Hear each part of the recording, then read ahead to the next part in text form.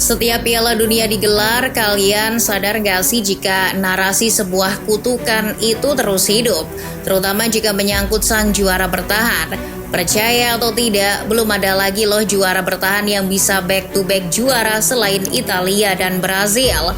Bahkan lebih ngerinya, kutukan itu biasanya membuat langkah sang juara bertahan berakhir tragis di babak awal. Suka tidak suka, kutukan itu kini sedang bekerja untuk Argentina. Tergabung di grup J, Argentina datang ke Amerika Serikat bukan hanya untuk lolos, melainkan juga mengemban misi back-to-back juara. Apakah langkah ini sekedar mimpi basah mereka atau justru sangat realistis bagi skuad juara yang mereka miliki?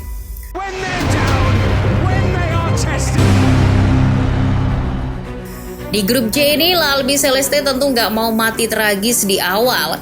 Ia takut bernasib pilu seperti Prancis di 2002, Italia di 2010, Spanyol di 2014, atau Jerman di 2018. Untuk menghindari hal tersebut, La Albi Celeste harus mati-matian melangkahi mayat-mayat kontestan di grup ini. Secara di atas kertas, grup ini harusnya mudah untuk ditaklukkan oleh Argentina. Austria, Aljazair, dan Yordania kualitasnya jauh di bawah Argentina. Jika dilihat dari peta kekuatan, grup ini sebenarnya mengingatkan kita pada grup Argentina di Piala Dunia 2022. Di dalamnya ada negara Eropa dan Timur Tengah. Saat itu Argentina yang diunggulkan sapu bersih justru tak terduga terjegal oleh Arab Saudi di laga pertama. Ya, trauma itu bagaimanapun masih menghantui tim Tenggo hingga sekarang. Mereka masih takut langkah mereka di grup ini nggak bisa berjalan dengan mulus. Tapi jika kita membongkar kekuatan Argentina kali ini, harusnya sih mereka nggak perlu takut. Meski tak membawa pemain seperti Emiliano Buendia hingga Paulo Dybala, skuad mereka masih diperhitungkan menjadi favorit juara. Opta mencatat peluang mereka juara 8,7%. Bicara kekuatan Argentina, semua mata dunia pasti tertuju pada Lionel Messi. Inilah tarian terakhir sang GOAT untuk memberikan magisnya bagi Argentina. La Pulga juga sebentar lagi akan mencatatkan rekor sebagai pemain yang tampil di 6 edisi Piala Dunia. Namun salah besar jika lawan menganggap kekuatan Argentina hanya Lionel Messi. Lihatlah betapa meratanya pasukan Lionel Scaloni. Kali ini Argentina punya nama-nama baru yang gak kalah mentereng. Misal Nico Paz, pemain yang sedang bersinar di Como ini akan jadi senjata pembeda bagi Scaloni. Begitu juga Giuliano Simeone. Putra Diego Simeone ini bisa membuat dimensi serangan Argentina makin bervariasi.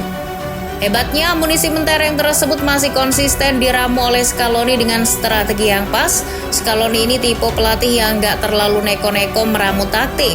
Ia selalu bisa mengeluarkan kapasitas terbaik pemainnya, entah itu 4-4-2, 4-3-3, atau bahkan dengan 3 back. Semuanya pernah dicoba dan berhasil. Namun apakah mereka nggak punya titik lemah? Lawan mereka di grup J ini harusnya jeli melihat celah kelemahan mereka. Argentina ini ternyata kewalahan jika hadapi lawan yang solid dan disiplin, baik secara pressing maupun bertahan. Itulah yang terjadi saat mereka kalah atas Ekuador, Paraguay, dan Kolombia di babak kualifikasi. Di grup ini Argentina harus was-was jika hadapi kekuatan seperti Austria.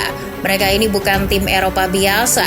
Tim ini punya strategi yang beda dan menakutkan. Meski skuad mereka sebagian besar muka lama, namun secara gaya main, tim ini punya kekuatan pressing yang luar biasa.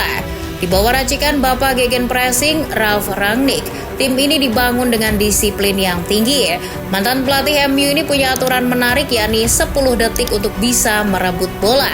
Dengan rata-rata sekitar 18,2, Austria jadi tim Eropa tertinggi dari segi ball recoveries. Tuntutan intensitas pressing Rangnick tersebut menurut catatan juga telah menghasilkan jarak tempuh yang luar biasa, yakni 114 km per laga. Kalian bisa bayangin nggak betapa frustasinya nanti para pemain Argentina saat di-pressing ketat selama 90 menit oleh mereka. Di Euro 2024 saja, timnas Belanda sudah merasakan jadi korbannya. Secara strategi, Rangnick menerapkan gaya gegenpressing itu dengan pola 4-2-3-1. Pola itu terus ia pertahankan sejak di fase kualifikasi. Salah satu kunci tim berjuluk Das Team ini adalah Konrad Laimer. Pemain yang bersinar bersama Munchen ini jadi pemain serba bisa. Ia bergerak liar menjelajah setiap posisi, baik itu dari area bek kanan, gelandang bertahan hingga sayap serang. Namun jika kita jeli melihat kelemahan Austria sebenarnya terletak pada usia dan performa sebagian besar pemainnya. Bintang lama mereka seperti David Alaba, Marcel Sabitzer hingga Marko Arnautovic tak lagi sehebat dulu. Secara usia dan fisik mereka juga disorot. Patut dipertanyakan sih, apakah strategi intensitas pressing tiada henti dari Rangnick itu mampu dijalankan dengan sempurna oleh mereka. Kondisi serupa juga sedang dialami oleh kontestan berikutnya, Aljazair. Tim dari benua Afrika ini datang ke Piala Dunia dengan sisa generasi emas mereka. Namun yang membedakan Aljazair kali ini adalah semangatnya. Tim berjuluk Les Venes itu gak mau jadi penggembira di grup ini. Mereka susah payah kembali ke Piala Dunia setelah absen di 2018 dan 2022. Ini adalah momentum yang gak bakal disia-siakan. Aljazair kini juga punya juru taktik yang jago, yakni Vladimir Petkovic. Sentuhan mantan pelatih Swiss ini sangat dikagumi publik Aljazair. Saking antusiasnya dengan sentuhan pelatih beruban itu, publik dan para jurnalis Aljazair sampai rela menunggu pengumuman skuad hingga bikin tenda di bandara. Ingat ya, Petkovic inilah orang yang berhasil menjungkalkan langkah Prancis di Euro 2020. Jadi jangan sekali-kali anggap sepele tim ini, khususnya bagi Argentina yang akan berhadapan dengan mereka di laga pertama. Hati-hati, lengah sedikit Lionel Messi dan kolega bisa saja terpongkeng seperti Prancis. Secara kekuatan tim, Aljazair kini masih dihuni sisa-sisa generasi emas mereka di Piala Dunia 2014. Nama-nama pemain seperti Riyad Mahrez, Nabil Bentaleb hingga Aisyah Mandi masih menghiasi skuad. Lalu secara strategi, Petkovic ini dikenal fleksibel. Mereka adaptif melihat lawan, bisa saja menggunakan 3 bek atau 4 bek tergantung kebutuhan. Inilah keunggulan mereka yang gak mudah ditebak lawan. Selain strategi, Petkovic juga dikenal sebagai sosok yang mampu meramu tim dengan sentuhan psikologis. Pria 62 tahun ini pandai mengangkat mental pemain dari keterpurukan. Ia sudah membuktikannya saat menangani Lazio hingga timnas Swiss. Ya, Aljazair boleh jadi tidak diunggulkan untuk lolos dari grup ini, namun bisa jadi justru merekalah yang berpotensi besar membalikan semua prediksi. Terakhir, kontestan di grup ini diisi oleh Yordania. Tim asal benua Asia ini dipandang remeh. Mereka sering disebut hanya pelengkap saja di grup ini. Namun jika kita melihat kekuatannya, tim ini sebenarnya tak patut untuk dihina. Bayangkan mereka datang ke Piala Dunia untuk pertama kalinya sepanjang sejarah bukan lewat jalur playoff. Tim berjuluk Al Nasyama ini juga baru saja tembus di final Piala Arab 2025. Di kompetisi itu mereka berhasil menumbangkan tim-tim seperti Mesir hingga Arab Saudi.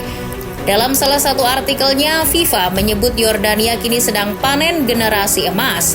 Meski amunisi mereka tak banyak yang bermain di Liga Eropa, namun secara kualitas nggak bisa dipandang sebelah mata.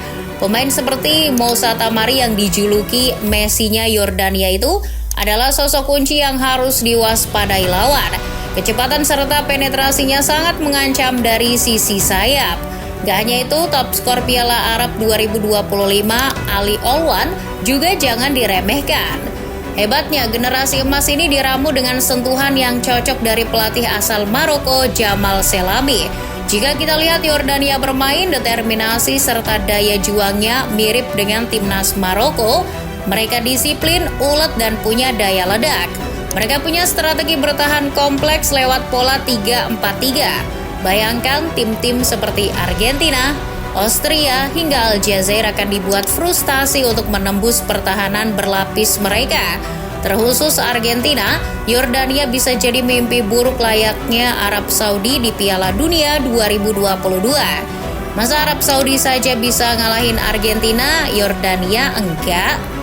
Well, pada faktanya grup J ini nggak semudah yang dibayangkan Argentina. Tapi dengan mental juara dan skuad mengerikan yang mereka miliki, Argentina harusnya mampu lepas dari kutukan juara bertahan.